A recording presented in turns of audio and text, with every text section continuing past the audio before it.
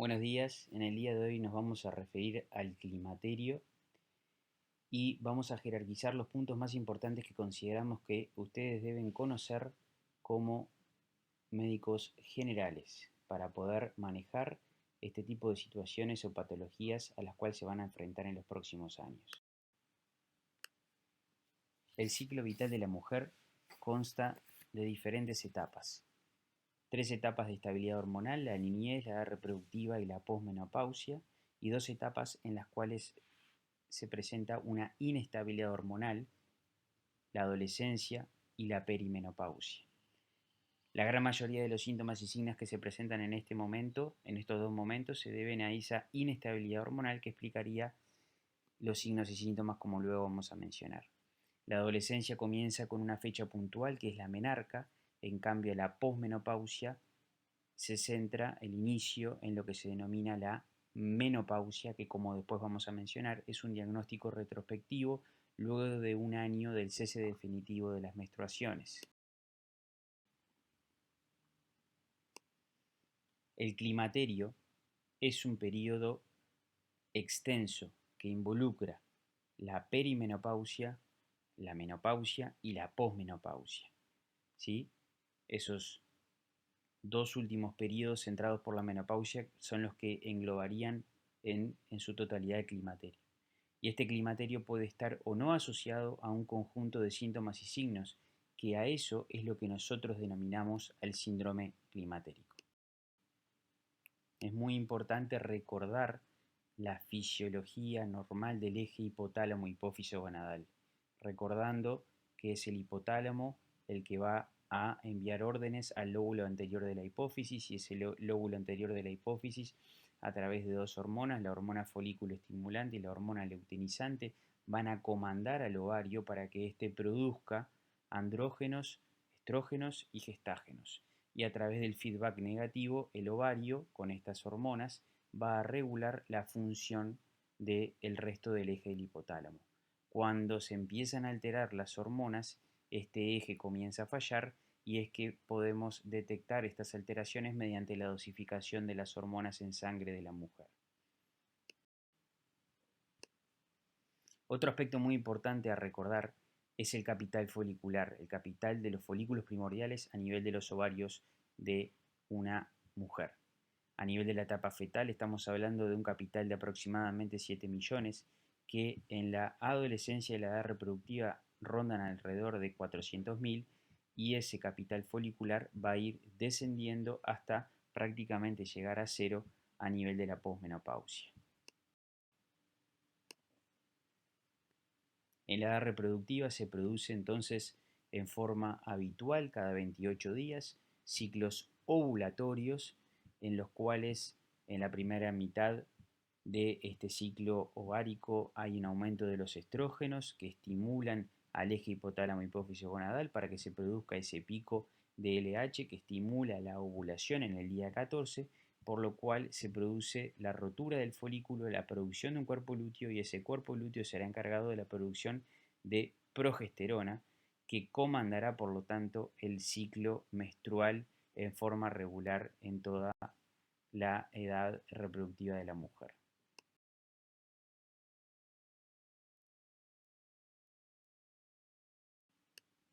Nuevamente, edad reproductiva, ciclo ovulatorio bifásico, día 14 se produce la ovulación, cada 28 días tenemos la menstruación, y en esta etapa tenemos un equilibrio en cuanto a los niveles hormonales y un equilibrio en el ciclo ovulatorio y en el ciclo endometrial.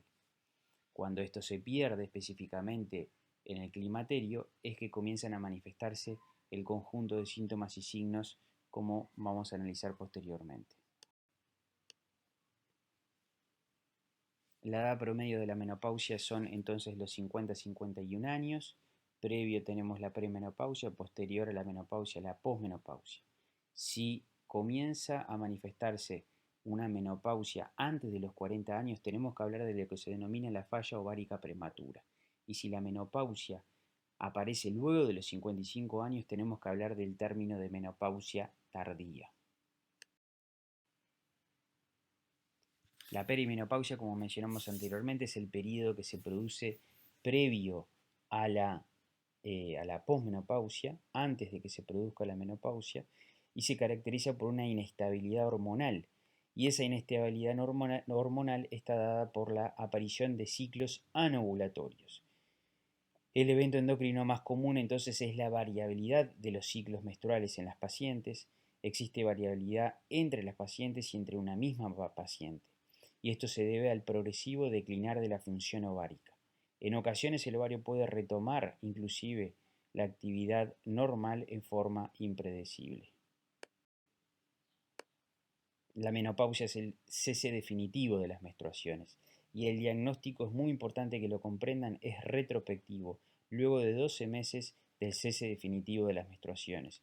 Por lo tanto, si una paciente concurre a la consulta y menciona que hace 6 meses que no menstrua, nosotros no podemos concluir que tuvo su menopausia hace 6 meses. En cambio, si una paciente de 53 años concurre y nos refiere que su última menstruación fue a los 51 años, podemos claramente definir que su menopausia fue a los 51 años, ya que han transcurrido más de 2 años desde el cese definitivo de sus menstruaciones.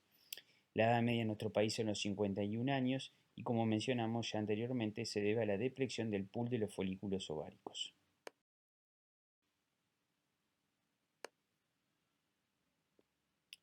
La menopausia puede afectarse por trastornos genéticos, pero lo que es importante que recuerden es que el tabaquismo intenso, el alcoholismo, las dietas vegetarianas intensas, la histerectomía, la radioterapia y la quimioterapia son todos factores que pueden alterar la edad promedio de la menopausia.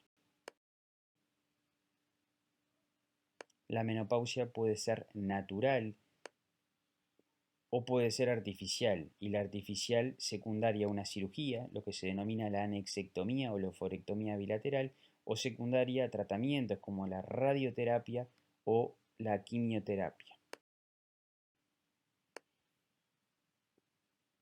Durante la perimenopausia comenzará a elevarse esas hormonas que estimulan el ovario, específicamente la FSH, ya que el hipotálamo detectará, ¿sí?, una disminución de los estrógenos y ese feedback comienza entonces a ser estimulado, intentando la FSH recuperar la función ovárica y aumentar los niveles de estrógenos circulantes en sangre.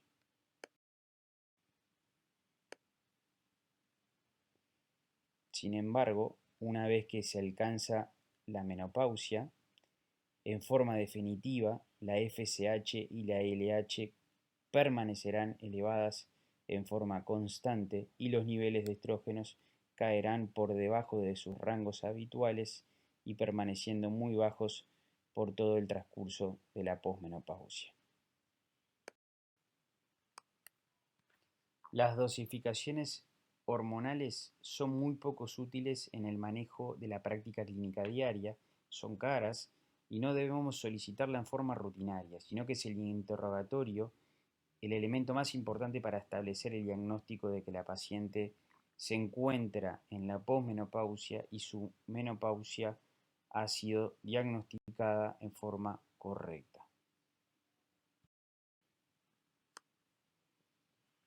El climaterio, por lo tanto, según todo lo que estuvimos analizando, es un periodo fisiológico de la mujer que involucra la peri y la posmenopausia. A pesar de no ser una enfermedad, provoca en la mayoría de los casos síntomas molestos que van a alterar la dinámica laboral, social y la rutina de las pacientes.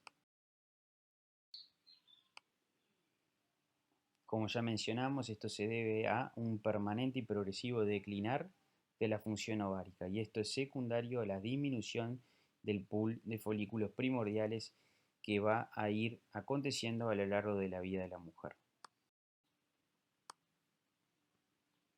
El climaterio es un periodo de transición hormonal entre la vida reproductiva y la vejez.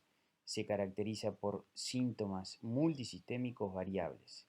No siempre son bien reconocidos por las pacientes que nos consultan en la policlínica, debido a la falta de información que nosotros brindamos y frecuentemente es mal manejado por parte de los médicos, que no vinculamos los síntomas que presentan las pacientes a las alteraciones hormonales que está viviendo por su propio periodo o ciclo vital que se encuentra transitando en el momento de las consultas.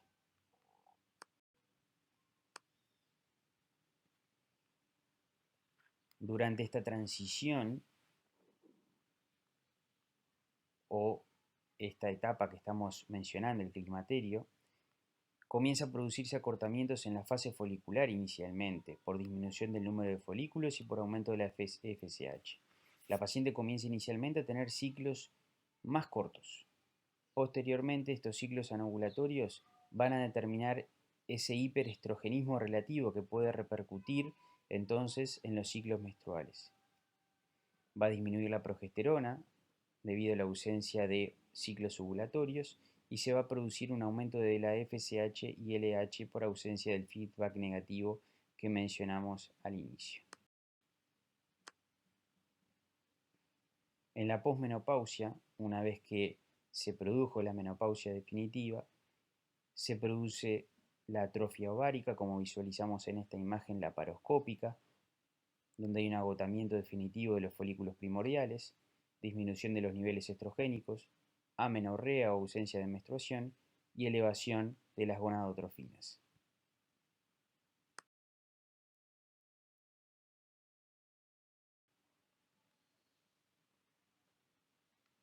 El síndrome climatérico se manifiesta por dos tipos de síntomas y signos, aquellos que son tempranos y tardíos.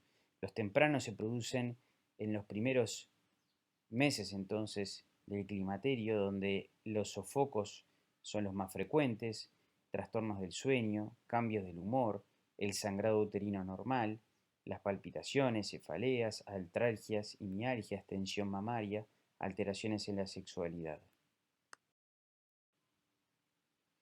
Los síntomas tardíos de los más frecuentes son la atrofia urogenital y los trastornos urogenitales, los trastornos en la sexualidad, en la piel, en la visión, en el sistema óseo y cardiovascular.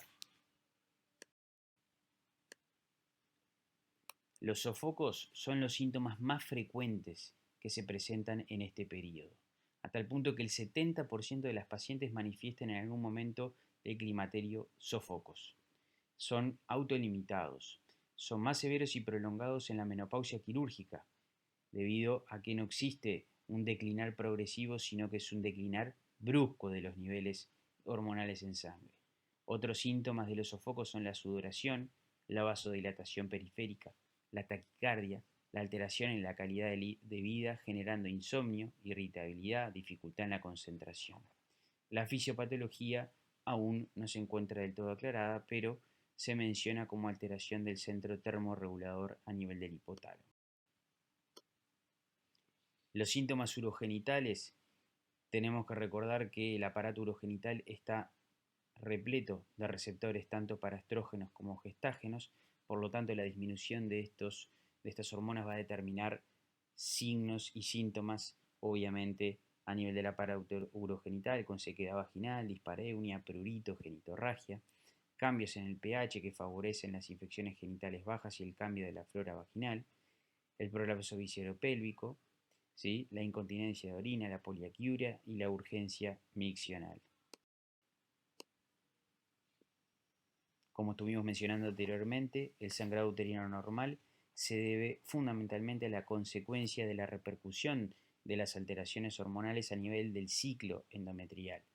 Inicialmente las pacientes manifiestan polimenorrea, luego menometrorragia, oligomenorrea y finalmente la aparición de la menorrea definitiva. Siempre es importante de todas maneras descartar la presencia de patología orgánica mediante estudios imagenológicos, ya sea la ecografía transvaginal o inclusive la necesidad en algunas pocas circunstancias de realizar una histeroscopía para visualizar el interior de la cavidad endometrial. La sexualidad, se produce una disminución del flujo sanguíneo a nivel de vulva y vagina, disminución de la libido, alteración de la imagen corporal y muchas veces acompaña la concomitancia de disfunciones sexuales en conjunto de la pareja.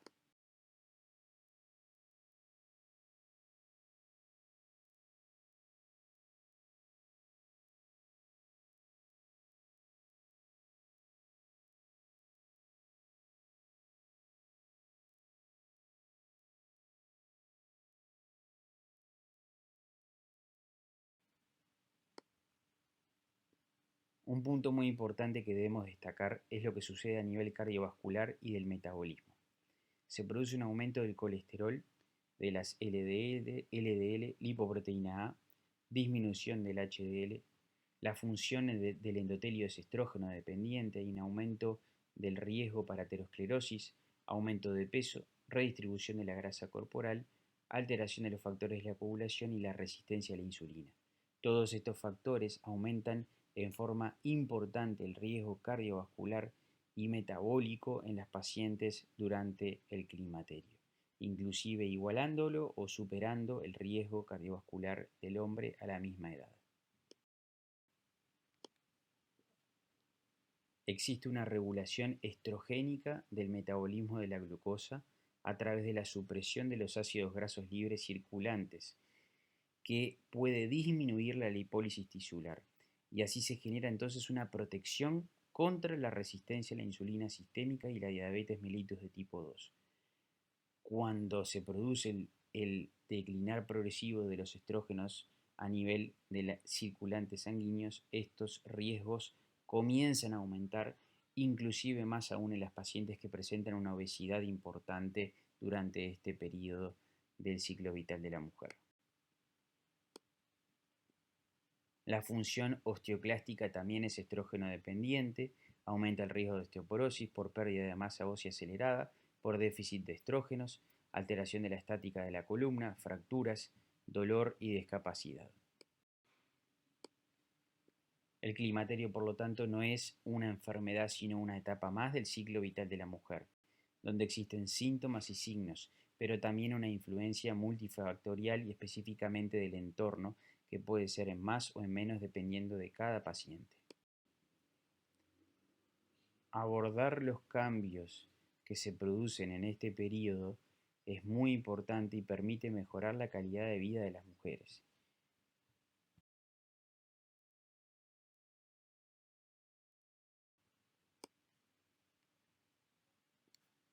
El tratamiento se basa en dos pilares fundamentales: controlar los síntomas y signos que alteran la calidad de vida de las pacientes, pero también por otro lado realizar la prevención de todos los riesgos que la paciente comienza a tener durante este periodo, como estuvimos analizando durante la presentación.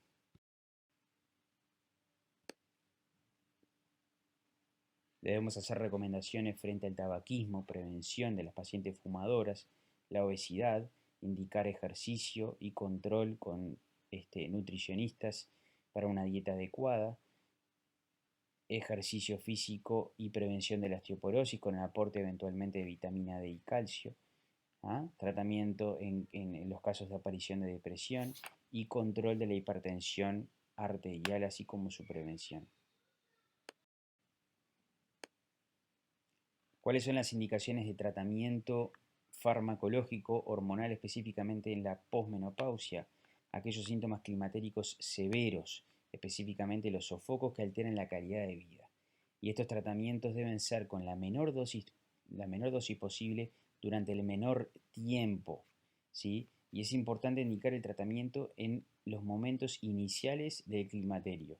No podemos prolongarlos en forma permanente, porque esto puede repercutir también en la calidad de vida y en complicaciones que se pueden manifestar asociadas al tratamiento hormonal. Otra indicación son los síntomas urogenitales, que esto es una de las pocas indicaciones de terapia crónica, pero cuando la realizamos en forma localizada, específicamente a nivel de cremas o óvulos vaginales. El tratamiento puede ser hormonal o no hormonal. La hormonal pueden ser mediante estrógenos, gestágenos o andrógenos de acuerdo a los síntomas y signos que manifieste la paciente. Estrógenos fundamentalmente para los sofocos, gestágenos para los trastornos del sangrado, andrógenos en caso de disminución de la libido. Y en aquellas pacientes que no tienen indicado o tienen contraindicaciones para recibir terapia de reemplazo hormonal, podemos utilizar los que son los fitoestrógenos, que tienen un efecto menos potente, la paroxetina, que es un antidepresivo que también tiene efecto a nivel de los sofocos. Por lo tanto, entonces los objetivos del tratamiento hormonal es tratar específicamente el síndrome neurovegetativo, estrógenos combinados con gestágenos, En los casos de vaginitis atrófica o síndrome urogenital, los estrógenos mediante cremas u óvulos. En caso de la vejiga irritable, la asociación de estrógenos con anticolinérgicos. En caso de alteración de la libido, podemos ofrecer la aplicación de geles de andrógenos. Y en los casos de depresión, podemos asociar la paroxetina, ya que tiene un efecto también a nivel de los sofocos. Estos son algunos de los ejemplos que tenemos a nivel del mercado, ¿sí? Parches de estrógenos o cremas de estrógenos naturales. Estos estrógenos aplicados por vía transdérmica tienen un efecto menos potente y con menos efectos adversos que la vía oral, la cual se evita en la actualidad, y todas las recomendaciones indican la terapia transdérmica. También los fitoestrógenos y también la terapia local, óvulos de estrógenos o cremas de estrógenos para la aplicación genital a nivel del síndrome urogenital. Otros tratamientos es el diuliberador de gestágenos, que nos permite en la perimenopausia evitar la concepción y por otro lado evitar los trastornos del sangrado uterino normal. El androgel, como mencionamos, en los casos de disminución de la libido.